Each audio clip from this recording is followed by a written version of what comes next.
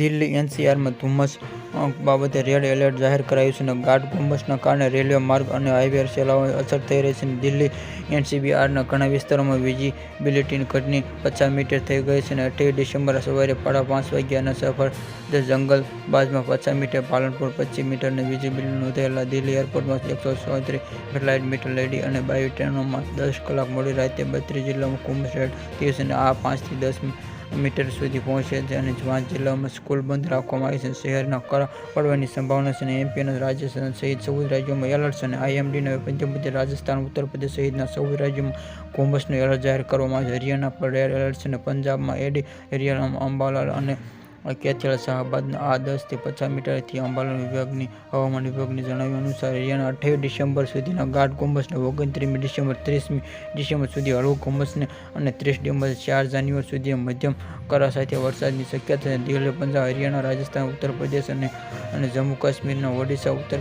Assam, Meghalaya, Nagaland, Manipur, Mizoram, Tripura 30 December સુધી ગાઢ ધુમ્મસ વિજય 50 મીટર સુધી રહેવાનું તારણ છે અને આગામી 24 કલાક દરમિયાન હવામાન આગાહી ખાનગી હવામાન એજન્સી સાકરા અનુસાર તમિલનાડુ, કેરળના લક્ષદ્વીપમાં કેટલાક સ્થળોમાં વરસાદની સંભાવના છે અને 29 ડિસેમ્બર સુધીના હવામાન 29 ડિસેમ્બર રાતના વરસાદની હિમર્ષણ શરૂ થઈ શકે અને ગંગાના મેદાનોમાં ગાઢથી ગાઢ ધુમ્મસની અપેક્ષા છે. 2 દિવસ દરમિયાન કેસમાં મોટાભાગના ભાગોમાં તાપમાનમાં મોટા ફેરફાર થવાની સંભાવના નથી.